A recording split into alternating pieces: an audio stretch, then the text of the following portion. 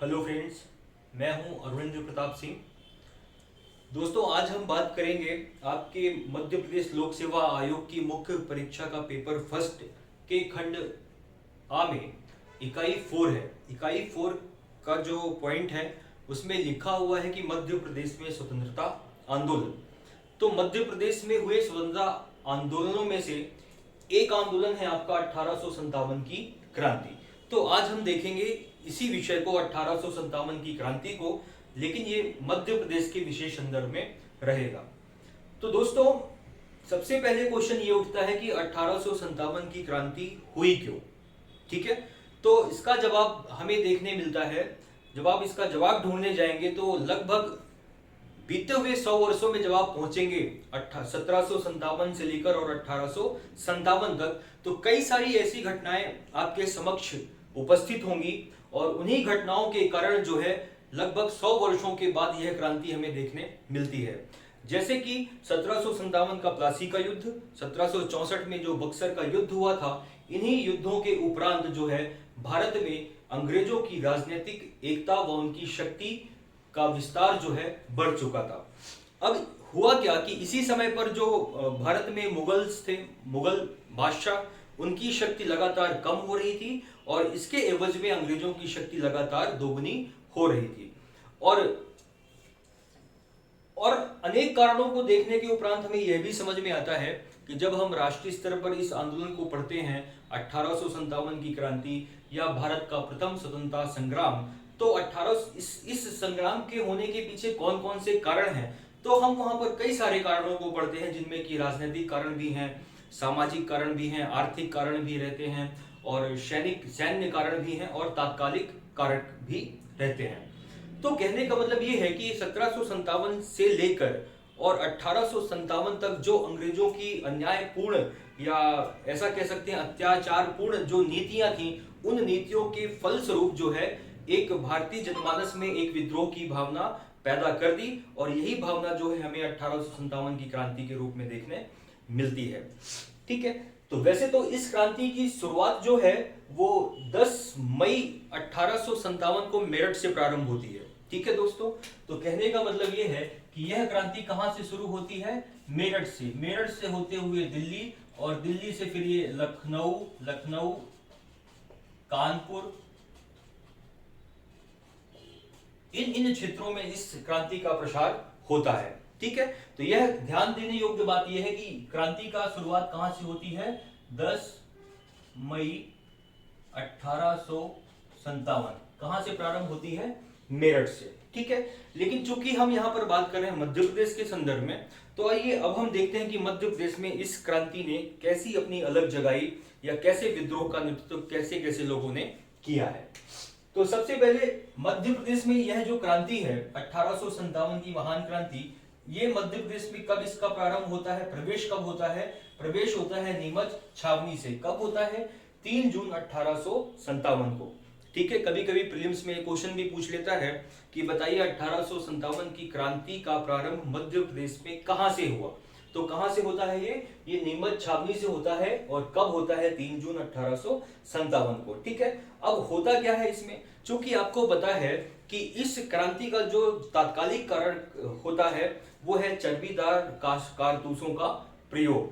क्योंकि अंग्रेज अब क्या करते थे कि एनफील्ड राइफल की जगह उन्होंने एक ऐसी राइफल का प्रयोग करना प्रारंभ किया जिसमें कारतूस का प्रयोग करने से पहले उसे दांत से खोलना पड़ता था, और यही एक सैन्य विद्रोह था जो इस क्रांति का तात्कालिक कारण था। तो अतः मेरठ की सैन्य छावनी से यह क्रांति प्रारंभ होती है और धीरे धीरे पहुंचती है कहां? वो नीमच छावनी में। देखिए यहाँ 10 मई को प्रारंभ हुई और यहाँ पहुंचती है 3 जून। चूंकि नीमच छावनी यहाँ पर भी एक सैन्य छावनी के रूप में ये यहाँ पर मौजूद था, अंग्रेजों की सैन्य व्यवस्था के रूप में यहाँ पर था। तो कहने का मतलब ये है कि सैन्य छावनी में हुआ क्या कि यहाँ के जो सैनिक थे, इन सैनिकों ने भी ब्रिटिशर्स के खिलाफ या अंग्रेजों या अपने अधिकारियों के खिलाफ विद्रोह करना प्रारंभ कर दिया। तो इसके फलस्वरूप होगा क्या? होगा विद्रोह की भावना कि हमें वहां जो सरकारी घर हैं, सरकारी जो ऑफिस हैं, उनकी तोड़फोड़ की जाएगी, आगजनी की घटनाएं की जाएंगी। इसके बाद यह जो क्रांति का प्रसार है, ये लोग बढ़ते हैं कहां? पहुंचते हैं ग्वालियर। अब ग्वालियर में भी क्या है, यहाँ पर भी एक मुरार छावनी नाम से यहाँ पर सैन्य छावनी थी अंग्रेजों की। यहाँ पर ये क्रांति पहुंचती है 14 जून को। इसके बाद यहाँ पर भी वही सारी घटनाएं हैं, जितनी भी रेल लाइनें वगैरह हैं उनको नष्ट किया जाता है। जो रेलवे लाइन है, टेलीफोन लाइनें हैं, इनको बर्बाद कर दिया जाता है। आगजनी की घटनाएं यहाँ भी होती हैं, सरकारी इमारतों को तोड़ दिया जाता है। और तदुपरांत यह जो क्रांति है कहाँ पहुंचती है, महाकौशल प्रांत में।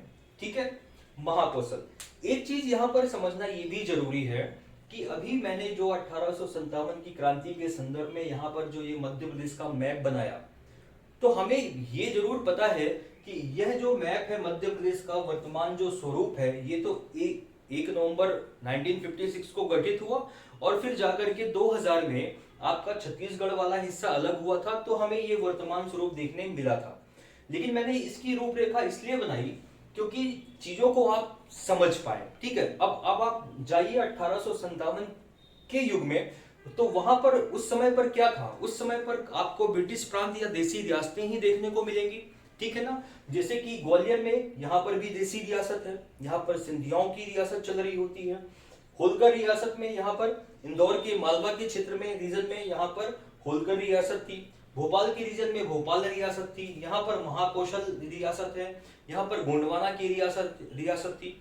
तो ये जो विद्रोह होता है ये रियासतों के अंदर होता है, चाहे वो बड़ी रियासत हो या चाहे वो छोटी रियासत हो। और दूसरी बात है कि छावनी में जो भी सैन्य छावनी उस समय पर हमारे मध्य प्रदेश की भूमि में थी, जैसे कि नीमच छावनी हो गई और जैसे कि मुरार छावनी हो गई।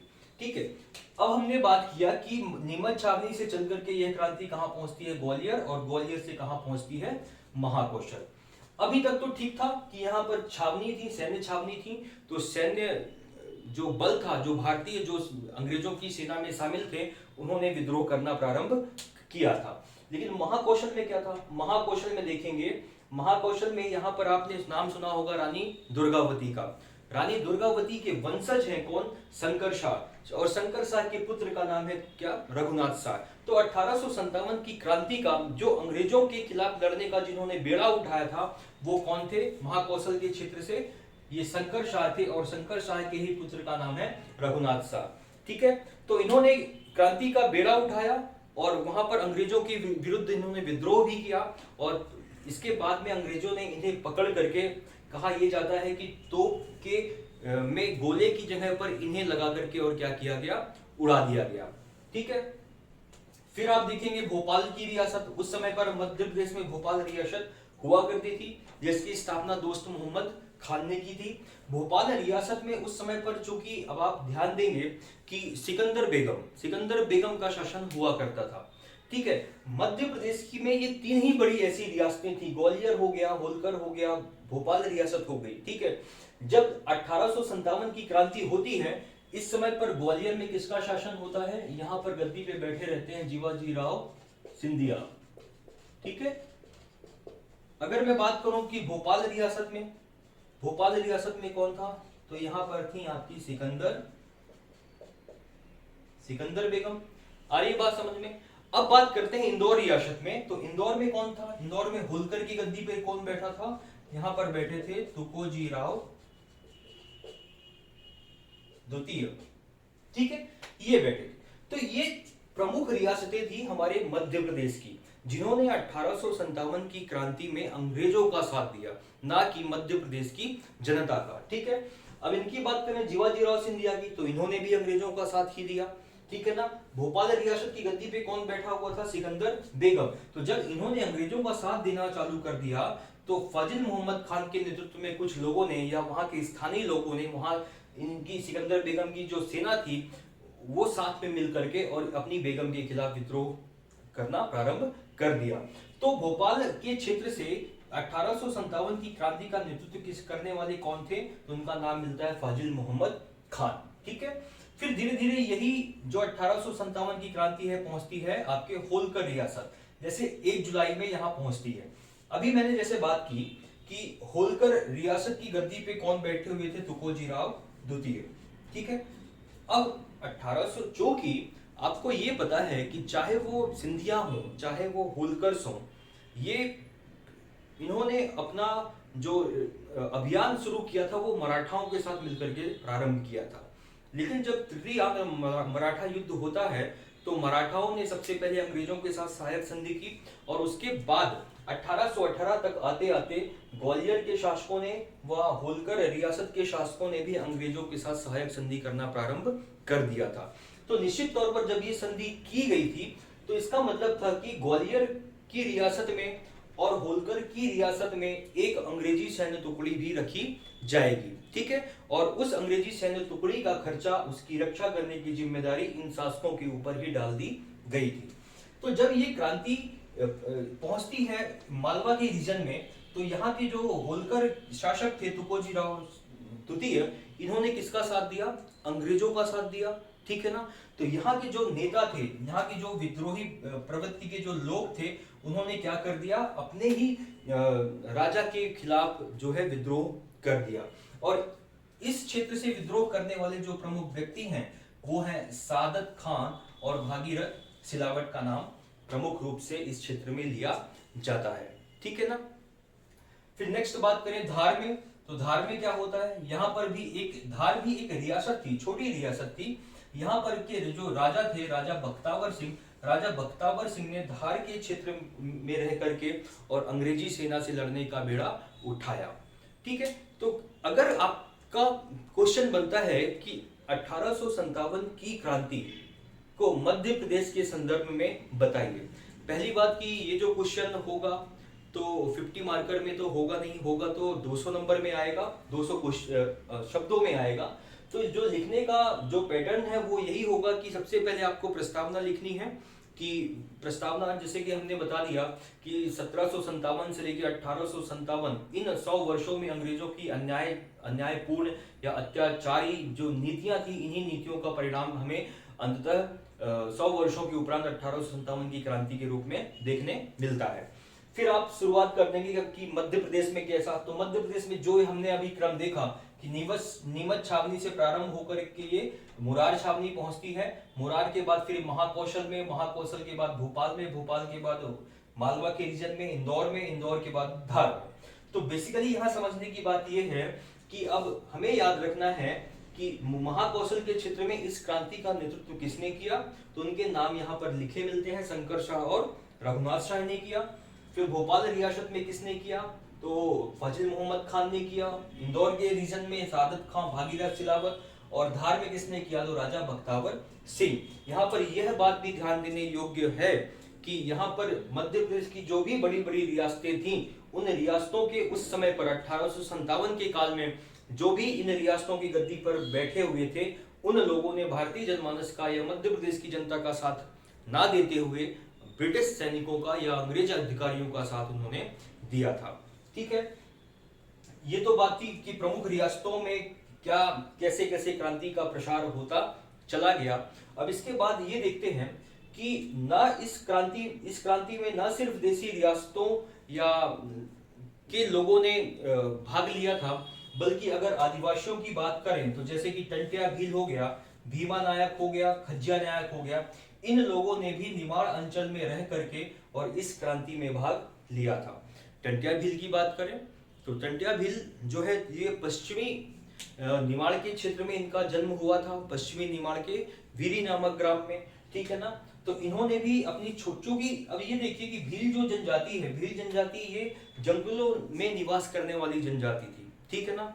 तो इनका तो बेसिकली अंग्रेजों से कोई लेना देना था नहीं, क्योंकि अंग्रेज तो शहरों में निवास करते थे और ये जनजाति जो थी ये जंगलों में निवास करती थी। लेकिन फिर भी अंग्रेजों की ऐसी कुछ नीतियां थी, उन्हीं नीतियों के कारण जो है इन्हें भी 1857 की क्रांति में दो चार होना पड़ा अंग्रेजों से। तो टंट्या भील हो गए। भीमा नायक का भी नाम आदिवासियों के नायक के रूप में लिया जाता है। इनका जन्म भी पंचमोहली ग्राम में हुआ था, पश्चिमी निमाड़ के, ठीक है ना। कई समय इन्होंने एक भीलों की सेना भी तैयार की थी, जो लगातार अंग्रेजों से संघर्ष होता रहता था इनका, और बाद में अंग्रेजों ने इन्हें पकड़कर मंडलेश्वर के दुर्ग में भी कैद कर दिया था। लेकिन कुछ समय उपरांत ये वहां से भाग निकले और इसके बाद इन्हें पुनः पकड़ लिया गया, और इनके साथ फिर क्या हुआ ऐसा कुछ हमें जानकारी प्राप्त नहीं होती है। और खज्जिया नायक, तो ये भी भीलों के ही नायक हैं, उनके नेता हैं। और कहा यह जाता है कि 1857 की क्रांति में अंग्रेजी सेना और खज्जा नायक ने जो अपनी सेना बनाई थी, उनके मध्य एक अम्बा पानी का भी युद्ध हुआ था और संभवतः उसमें भीलों की हार हो गई थी। ठीक है, तो कहने का मतलब ये है कि आप एक तरफ देख रहे हैं कि आदिवासियों का भी नेतृत्व रहा है इस 1857 की क्रांति में। तो कभी मेंस में ये भी क्वेश्चन बन सकता है कि 1857 की क्रांति में मध्य प्रदेश के आदिवासियों की भूमिका का वर्णन कीजिए। तो ये है आदिवासी। और महिलाओं की अगर बात करें तो यहाँ इस गोंडवाना के क्षेत्र में आप देखेंगे अवंती बाई का नाम मिलता है और उनकी सहायिका गिरधारी बाई का। ठीक है ना। तो गोंडवाना के क्षेत्र में अवंती बाई ने वेलिंगटन, ये अंग्रेज अधिकारी है, अवंती बाई की सेना और वेलिंगटन की सेना के मध्य लगभग घमासान युद्ध होता है। पहली बार में तो वेलिंगटन पराजित हो जाता है ना। लेकिन जब द्वितीय बार वो अपनी पूरी तैयारी के साथ आता है और संभवतः जब वेलिंगटन और रानी अवंतीबाई के मध्य दोबारा युद्ध होता है तो उस युद्ध में अवंतीबाई वीरगति को प्राप्त हो जाती है। ठीक है, और इस उपरांत फिर इनकी सहायिका जो गिरधारी बाई है वो भी कटार निकाल करके और अपनी हत्या कर लेती है। ठीक है, तो ये अवंतीबाई और गिरधारी बाई ने 1857 की क्रांति का नेतृत्व किस क्षेत्र से किया, तो गोंडवाना के क्षेत्र से। फिर एक चीज और देखने मिलती है, रानी लक्ष्मीबाई का योगदान। अब चूंकि आपको पता है कि रानी लक्ष्मीबाई का कनेक्शन हमारे मध्य प्रदेश से सीधा सीधा नहीं था, लेकिन अप्रत्यक्ष रूप से है। अब आपको पता है कि ये जो क्षेत्र है यहाँ पर अभी जो जिला है मध्य उत्तर प्रदेश का, उसका नाम मिलता है झांसी। ठीक है, तो झांसी के राजा के साथ ही उनका विवाह होता है गंगाधर के साथ में। लेकिन जो अंग्रेजों की जो हड़प नीति थी या गोद निषेध प्रथा की जो नीति थी, इस नीति के विरोध में आकर के झांसी की जो लक्ष्मीबाई थी, उन्होंने 1857 की क्रांति का नेतृत्व इस क्षेत्र से किया। अब इनका योगदान क्या था? अब आपको पता है कि ये हमेशा अंग्रेजों के विरोध में रही नहीं। कब रही? जब अंग्रेजों ने इनके पुत्र को झांसी का उत्तराधिकार देने से मना कर दिया था। ठीक है ना, चूंकि वो दत्तक पुत्र थे। अब हुआ क्या, तभी झांसी की रानी लक्ष्मीबाई ने अंग्रेजों के खिलाफ लोहा लेने का मन बना लिया था। अब हुआ ये कि जब 1857 की क्रांति का प्रारंभ मेरठ से हुआ, तो चूंकि इनकी नीति थी कि हम स्वयं करेंगे विद्रोह, लेकिन इनके सोच के उलट ही इस क्रांति का प्रारंभ जो है सैन्य विद्रोह के रूप में मेरठ से प्रारंभ हो चुका था। तो लक्ष्मीबाई ने किया क्या कि एक तो जो अंग्रेज अधिकारी ह्यूरोज महोदय थे, इनसे इनका सामना होता है और सामना होने के बाद पहले तो ह्यूरोज की हार होती है और जब रानी के पास सेना रहती है तो ये अपनी सेना लेकर के और कहां पहुंचती हैं, ग्वालियर के दुर्ग में। ग्वालियर के दुर्ग में हमने जैसे बात की कि इस समय पर कौन थे, जीवाजी राव सिंधिया। तो जीवाजी राव अपनी परिवार की सुरक्षा के लिए कहां चले गए, उन्होंने अपने परिवार को आगरा भेज दिया। ठीक है, अब हमने ये भी बताया था कि चूंकि ग्वालियर में सिंधियाओं ने अंग्रेजों के साथ क्या की थी, सहायक संधि, तो यहाँ पर एक अंग्रेजी सैन्य टुकड़ी भी निवास करती थी। ठीक है, तो जब हुआ क्या कि लक्ष्मीबाई ने यहाँ पर अपना अधिकार जमा लिया ग्वालियर दुर्ग में, तो पुनः ह्यूरोज के नेतृत्व में अंग्रेजी सेना एक बार पुनः ग्वालियर दुर्ग में आक्रमण करती है और कहा यह जाता है कि संभवतः इसी लड़ाई में जो है तो रानी लक्ष्मीबाई वीरगति को प्राप्त होती हैं और तदुपरांत इनके जो सहायक होते हैं तात्या टोपे, वो उन्हें शिवपुरी के जंगलों से पकड़कर और 1858 में ही फांसी दे दी जाती है।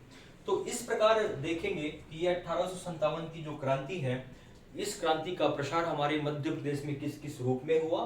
ठीक है, तो ये एक पूरा ऐसा एक पैटर्न बन जाता है कि हाँ, ये नीमच से प्रारंभ होकर ग्वालियर से महाकौशल, भोपाल, फिर मालवा और इसके बाद धार।